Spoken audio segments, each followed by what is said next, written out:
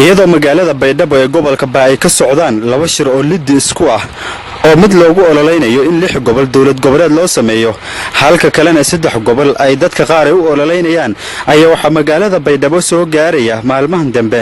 ergooyinka imaanaya dhinaca gobolka Shabeellaha Hoose kuwaasi oo la sheegay inay magaalada Baydhabo u yimaadeen sidii ay u dhisi lahaayeen dawlad goboleed 3 gobol ah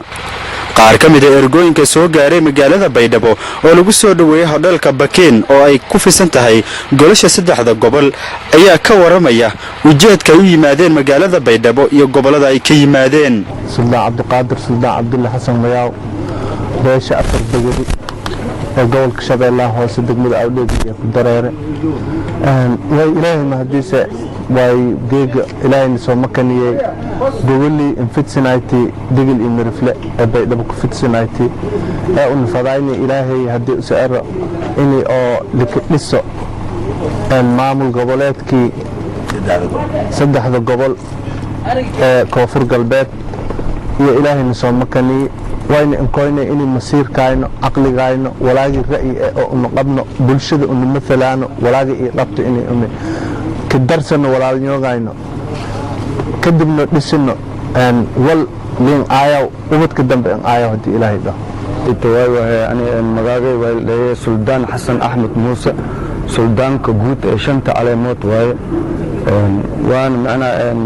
geega way ilaahay macna sina waafajiyay ina gobolka Baay una koyno ayado oo lin fadhiyo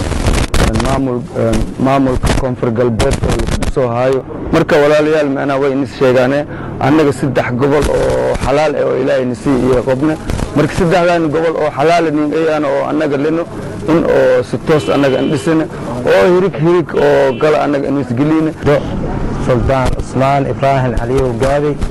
oo ka soo jeedo gobolka Shabeellaha Hoose maanta waxaan marti u nahay gobolka Baay anagoo maanta socodka in gogashan oo maanta u imaanay inay 3 gobol oo Shabeellaha Hoose iyo Baay iyo Bakool 3 gobol waan taageersanahay anagoo nahay beesha jiido si gacan buuho sida dawladda federaaliga oo u taageertay saas oo taageersanahay aniga waxa la yiraahdaa ugaas Maxamed ugaas Faqay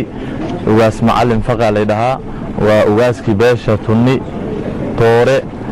waxaana u nimid oo maanta aan u nimid gobolka Baay aan u taaganahay waxa waaye masiirka ummadda inaan u shaqeyno oo wax u qabanno deegaankeena aan ugu soo baxnay oo mataqaanaa dal ku ruuxay masiirka ummadda la badbaadiyo waxa jirta wax la yiraahdo mataqaanaa mustaqbalka ummadda